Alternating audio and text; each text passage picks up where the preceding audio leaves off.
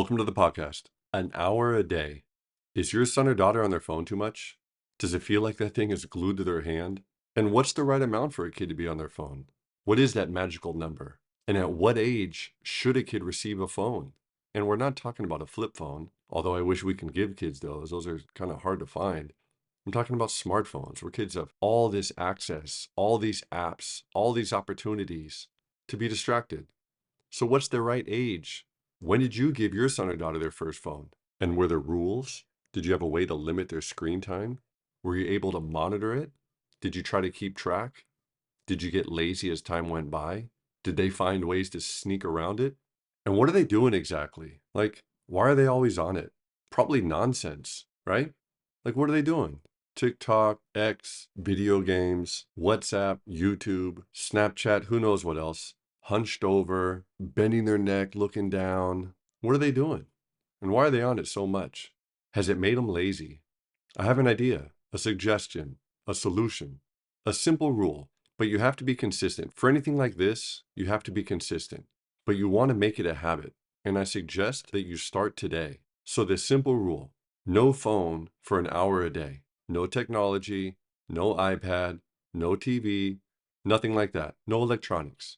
You make a rule for your son or daughter when they get home from school, before they go to bed, at some point in time in between there, you can find the time every single day, an hour per day. And maybe you have to work around their practice schedule. And just because they're not on their phone at practice, that's not going to be a part of this rule. I'm talking about when they're at home for an hour a day, no phone. Do you do it after dinner? Do you do it before dinner? Do you do it before bed? That's your choice. That's for you guys to figure that out. And I know there's always logistics involved. If you're a parent that has multiple kids, it could be that the mom is taking one kid to practice, the dad's taking another kid somewhere else. Believe me, I understand how that goes, and I understand the challenges of logistics. But this is possible. This is something that will be very beneficial for them. And I don't want to say necessary, but I'm kind of leaning really far into that direction. Kids need this. Kids need to put the phone away sometimes. And maybe this will apply to you as well. Think about it. Even driving, look left and right. How many people are just on their phone all the time? Dangerously texting and driving. Sitting in a doctor's office, everybody's on their phone. At the grocery store, people standing in line on their phone. People are on their phone all the time. And maybe it's safe to assume that adults are perhaps being productive, doing something of value, scheduling, planning, organizing, sending emails, important things. But for kids, who don't have jobs, who don't run their own companies, who aren't in charge of other people, what are they doing? Killing time, wasting time, losing time that could be better spent in other ways. And there's no shortcuts in life. So if you're looking for some magic pill to make you better instantly, work 1 minute a day and magically get results, that doesn't exist. If you want to be good at anything, you got to work. You got to pay your dues. You got to put in time. So we're going to be talking about putting in 1 hour per day, an hour a day. But somehow we've allowed our kids to be lazy. Somehow we've allowed technology to take over our lives. Somehow we've allowed technology to almost be their babysitter, stealing time, distracting them, keeping them quiet, which has made them very inactive. Hate to generalize, but look around. There's a lot of kids that are not in as good of shape as kids were 20, 30 years ago. So for sure, we want to help them be better at basketball. We want to help them be better at sports. We want to help them be smarter, better humans. And sitting around on technology all the time, that won't lead to that. And it definitely won't make them better. So if you want to improve, you got to do things that will help you. And that's not just sitting around on your phone. But somehow we've gotten to the point where it's easier just to hand your kid a phone and say, here, be quiet, play with this, so I can play with my own phone. I'm not sure that's the right way. And I realize we're talking specifically about basketball and how to help your kids improve. So for sure, you want them to be more active, more intelligent, curious, working on things that will help them. So doing nonsense, wasting time on your phone, we can all agree that that's not very productive. And look around you. It's awesome to have a computer in your pocket like that. Technology is amazing when it's used as a tool, when it's used correctly. But just a distraction, just something to do when you have nothing else to do. No wonder why kids don't play outside anymore. No wonder why they don't go to the playgrounds anymore. They have games to play. They have distractions. They have all kinds of stuff to do that maybe doesn't help them in sports or improve their intelligence. or their ability to communicate with other humans, like good old-fashioned communication, talking, eye contact, dialogue, back and forth. Somehow that's dissipated, somehow that's disappeared, somehow that's gone away. And surely you've noticed it. So, no phone, no technology, no iPad, none of that for an hour a day. Make that a rule, and let's get to work. So here's the choices. Yes, life is full of choices. Your kids can choose from the following: no phone, no technology, no iPad, but they have a choice for that hour. They can work on athletic skills, running, jumping, plyos, push-ups, lifting, their choice. Kids don't play tag like they used to, again, because they're not at the park, they're not playing with other kids. Kids are inside playing Fortnite, who knows what else. So they need to work on their footwork. They can do scissors on the first step in your house. They can do jumps, they can do squats, they can do burpees. They can do a million different things in and around your house. And they might need your help in the beginning. Maybe they don't know some of the different options available. So help them, do some research.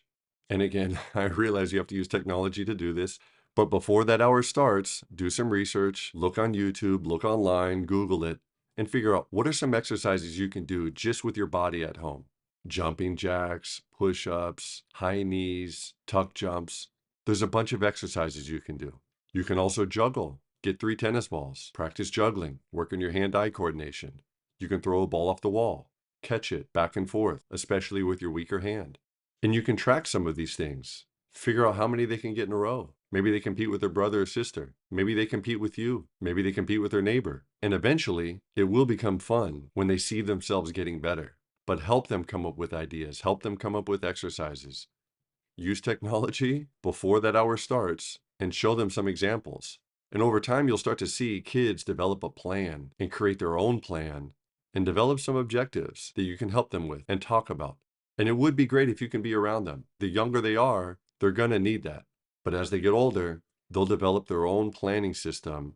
They'll become very self-motivated. After about a month, they'll start to see a change and they'll notice that they're better than some of their teammates. And then they'll realize cause and effect. And that's the beauty in all of this. Or they can work on basketball skills, dribbling, shooting, passing. And if it's too cold outside, can they do it in the basement? Would you allow that? Can they do it in the garage? Can you move some stuff? Maybe set the Christmas decorations to the side and let them dribble in there? And if it's cold, let them wear a pair of gloves. I saw a video recently of Peyton Pritchard, who's a basketball playing millionaire on the reigning championship Boston Celtics.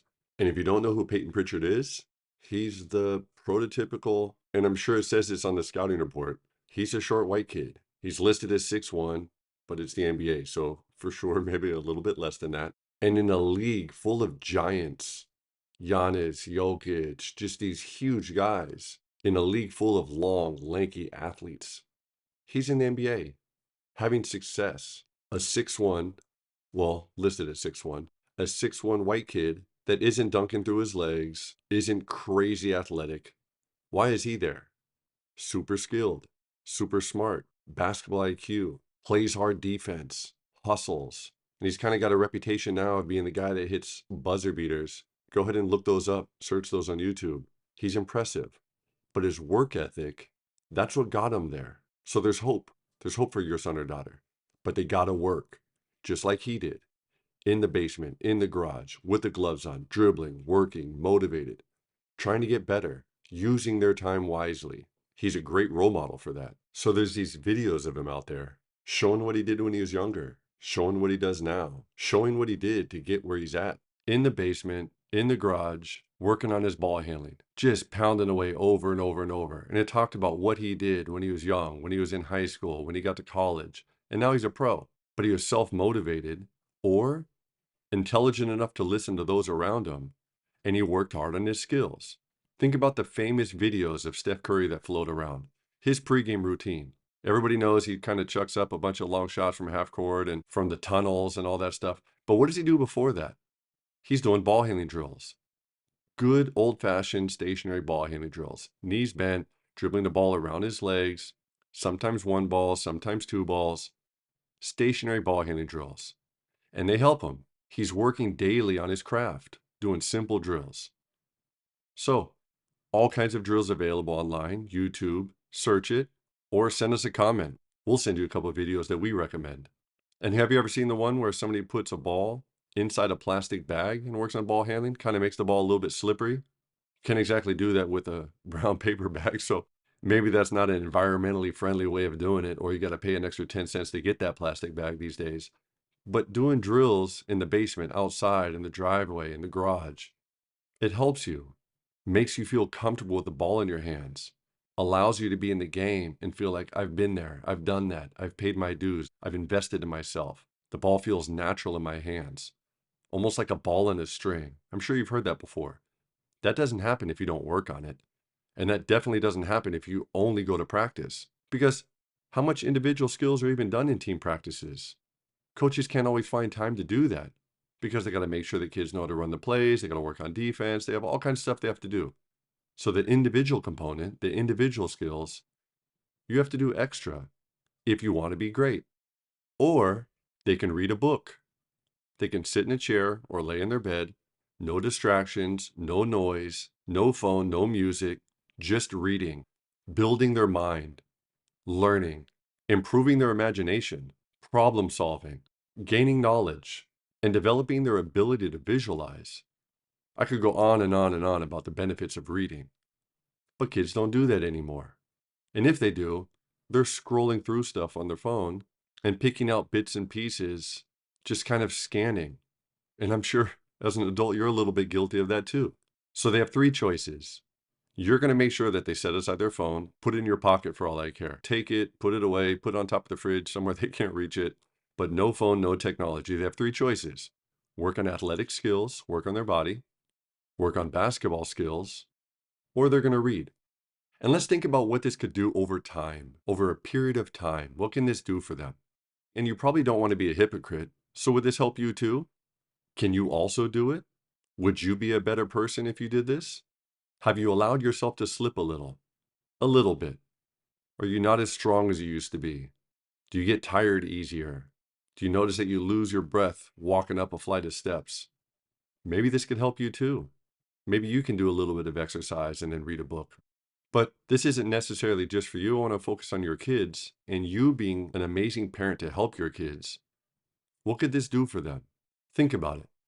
And the best kids on all these youth teams at every level are probably doing more than the other kids because you get what you put in. So you want to help your son or daughter learn how to put in more so they get out more. And think about it. Hard work pays off, right?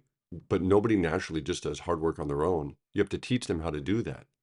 And this might sound old-fashioned, but so what? Discipline is good. Knowledge is good. Being strong is good. Being talented is good. Being skilled is good. So going offline for a while is good. It's refreshing. It improves their conversational skills and human interaction. So how much better would they be after a month, after 6 months, after a year? And honestly, you can care less if they work on their body or their mind. It's their choice. They can pick or mix and match. Let them dribble for 20 minutes, let them work on their body for 20 minutes, let them read for 20 minutes. But an hour a day. Start today. Give it a try and leave a comment. Let us know how it goes at first because they're going to resist. They're going to complain, but you got to make it a habit. You got to make it a routine. You have to do it literally every single day. And maybe if the first 6 days they just do push-ups straight for an hour, which is impossible, but maybe they just do push-ups. They do 5, they stand up, they rest. They do 5, they stand up, they rest. And they did that for an hour straight, 6 days in a row. On that 7th day, maybe they need a break. But that's for them to figure that out. That's for them to decide. That's for them to say, you know what? I'm going to work on my free throws right now. Or I'm going to read a book. But all of those options are very good. All of those options are very healthy. All of those options are very beneficial. And believe me, you'll see huge results. But they're going to fight you in the beginning. And that's your job to make them understand that this will be beneficial for them in the long run. And for sure, beneficial for you as well. So give it a try. Get started today. And if you have a brother or sister that also has kids, maybe make it a family thing. So send them this episode and help us continue to grow our audience. Come get some.